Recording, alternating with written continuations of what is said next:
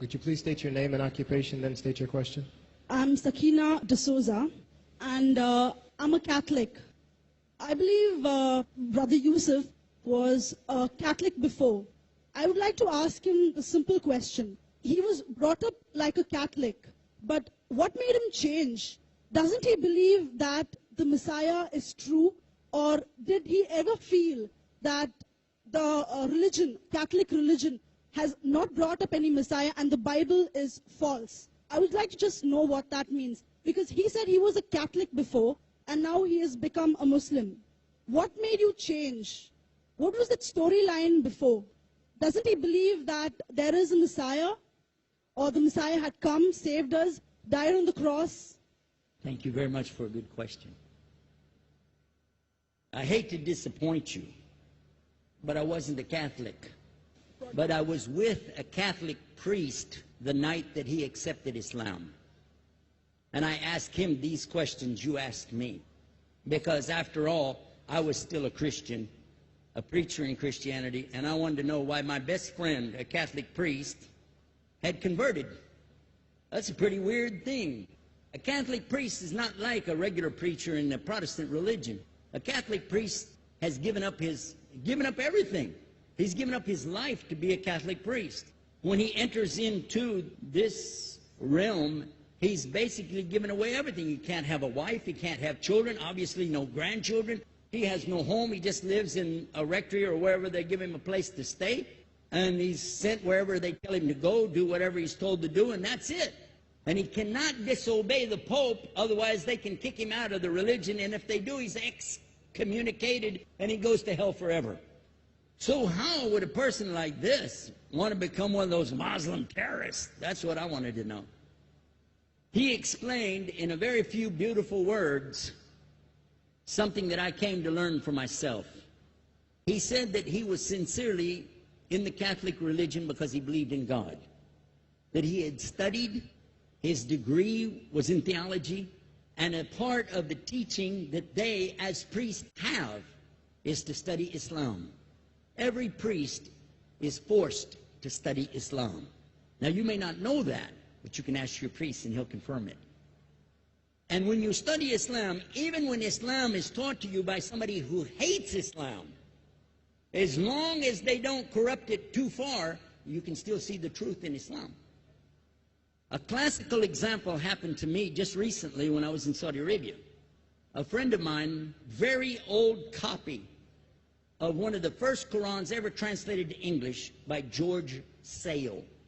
George Sale hated Islam, he hated the Muslims, but when he translated the Quran to English, he was true to the text of the words. Although maybe not getting all the meaning, he certainly was true to the text of the words. I was shocked when I read it. Have you seen it? You know what I'm talking about? Amazing. And listen to this. George Bernard Shaw, for instance, is one of many, a long list of people who read this and realized the truth of Islam. When people see the truth of Islam, it can change them if they want to be guided. If they want the truth, it can change them. You might think, I'm a Catholic, I'll never be anything but a Catholic. But I'm going to ask you a question, and I want you to be honest. This is not for you to, start a debate, but just be honest. Was Jesus a Catholic?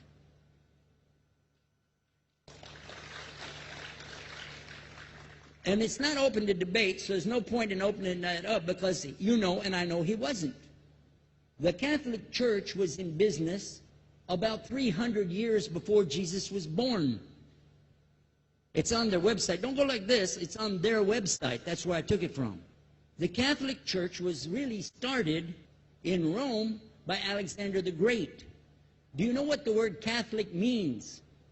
It means universal. It was the universal church for the Roman Empire. If you didn't join it, you could not be a Roman citizen.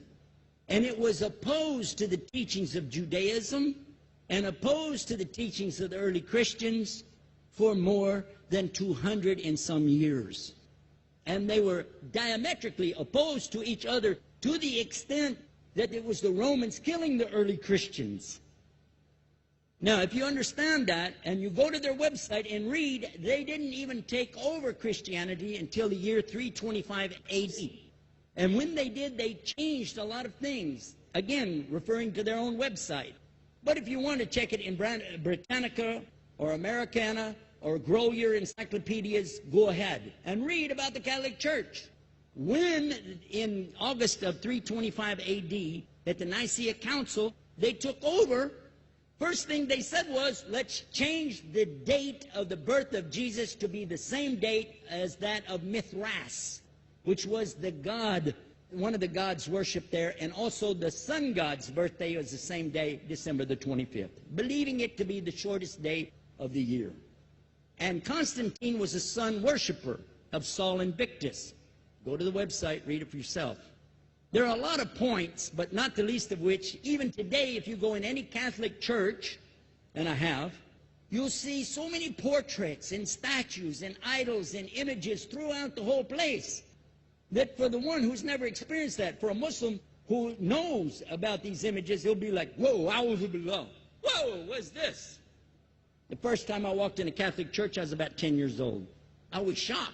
I was shocked at the idols and statues everywhere, because in the Protestant religion, we were brought up to believe that the second commandment was just as important as the first commandment. The first commandment in the Bible, in Exodus, is the same as the first commandment in the book of Deuteronomy. It says, I'm the Lord your God that brought you out of the land of Egypt in the house of bondage. You know no other God beside me. Beside me there's no other gods. Thou shalt not have any other gods beside me. How many in this room agree with that commandment? Raise your hand. You notice the Muslims are raising their hand, because it means Ashhadu an la ilaha illallah. That's the first commandment for us as well.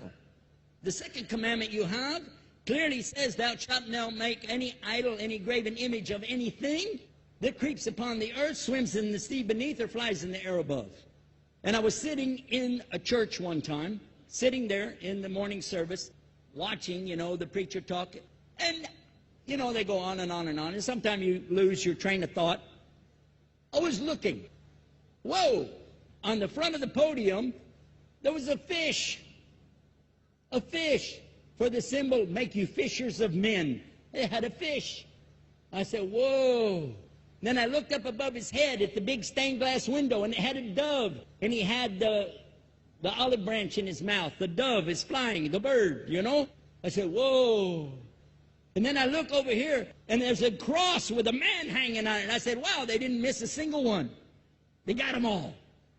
Something walking on the earth, something swimming in the sea beneath, something flying in the air above. So look at these two things. Clearly, the first two of the 10 Commandments, bang, bang, boom. Because if you said God is more than one, where did you get it from? When Jesus is talking to his own companions and they ask him, what's the greatest commandment? Mark 12:29. Clear. The greatest commandment is to know, O Israel, the Lord your God is one God. And you have to love him with all your heart and all your mind and all your strength. And this is no different from what Prophet Muhammad ﷺ was saying, the same thing to his people. Same thing I mentioned in the lecture. This is certainly for us the same. So what you see is Muslims practicing the commandments, and you see people claiming the commandments but practicing something else. And I have seen more converts from the Catholic Church than any other of the many sects of Christianity, and especially from the nuns, priests, and even an archbishop. And all of them are better than me. They still sacrifice their whole life to get the true message of Islam, not only to you, but to Muslims as well, because we all need to know about it. But thanks for a great question.